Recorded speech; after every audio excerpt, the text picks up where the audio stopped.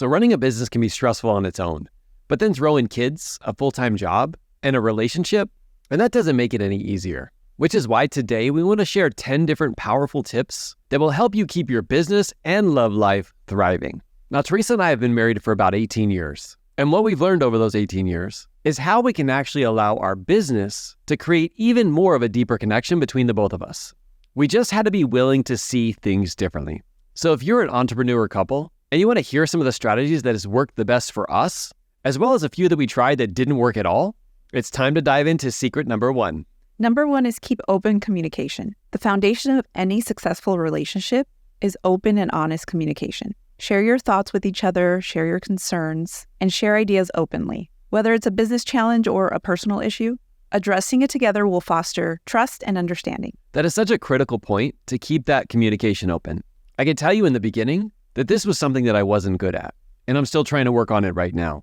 But the power of making sure that you're both on the same page is a game changer. Now, this also bleeds into secret number 2. You might be having this open line of communication, but one of the things that I always find is super important is for me to share the why behind that thing. Whether it's a direction that we're going to change in our business, something we're going to do in our personal life, instead of just sharing the what, I always ask myself, what about this is important and meaningful, and how can I communicate that to Teresa? But I don't just stop there. I think about what would be important or meaningful to this thing to her.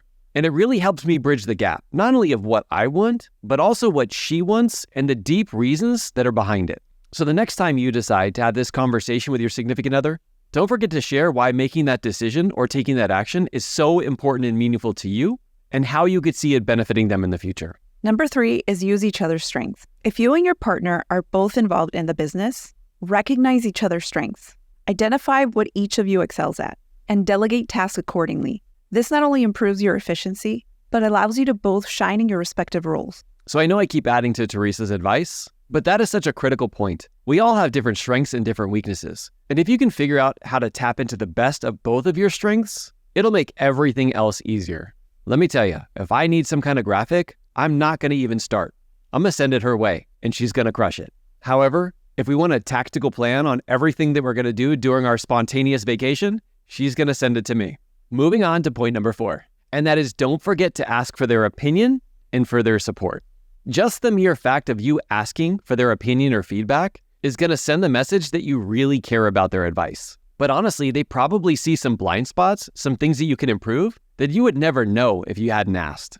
Now, the second part of this is asking for their support.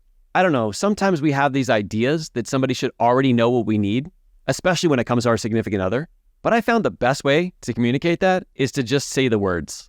And don't forget to explain why their support is so meaningful to you.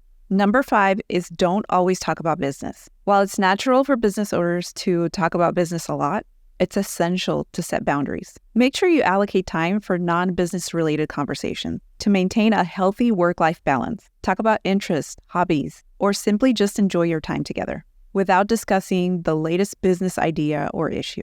Now, out of all of these, that's the one that I suck the most at. I find I get so excited about an idea or a topic that it makes its way into everything that we're doing. Thankfully, Teresa's willing to call me out and say, hey, no more business talk. Let's save that for tomorrow. Which actually brings me into the next point number 6. And that's don't be afraid to tell your significant other to call you out if things need to change. Whether it's the schedule isn't working out, the communication isn't working out, or something else in between.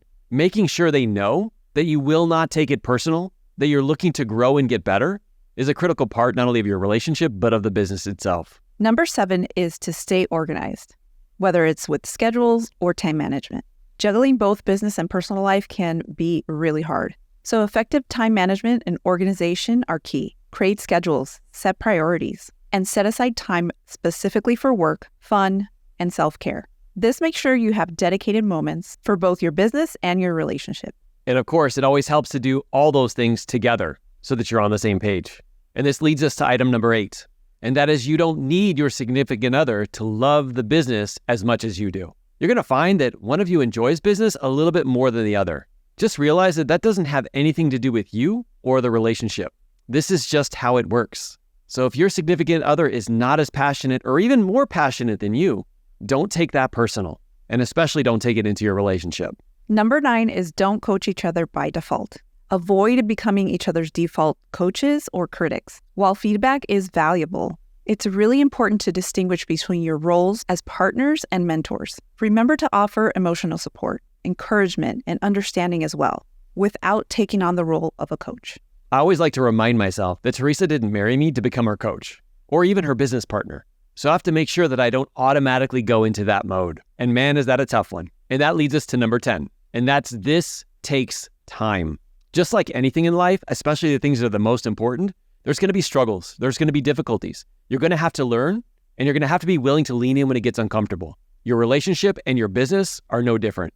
I don't want you to think that just because you have these 10 secrets that now everything's going to transform in your life. It's not. It's going to take some work. But I know that you would not be here at the end of this video if you didn't have it in you. So I want you to think about these 10 things, and I want you to pick one that will be your focus for this next week. Now, if your significant other is an entrepreneur as well, I would highly encourage you to share this with them. And as a matter of fact, even if they're not, you should too. I also want to give you kudos for being willing to lean in and to grow, because obviously your business is important, but your relationship tops it all. Now, if you're an entrepreneur couple, you might get to this point and wonder, okay, that's great, but how do we implement these things into our lives? And if you're looking for some help to do so, don't worry, we've got you covered.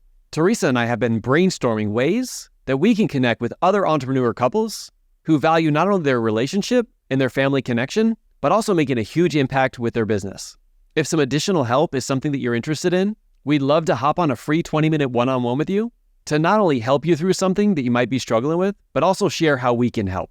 If you're interested, fill out the form in the description below, and we'll get back to you very soon. And of course, subscribe to this channel for more content like this. We appreciate your willingness to get uncomfortable and to lean in.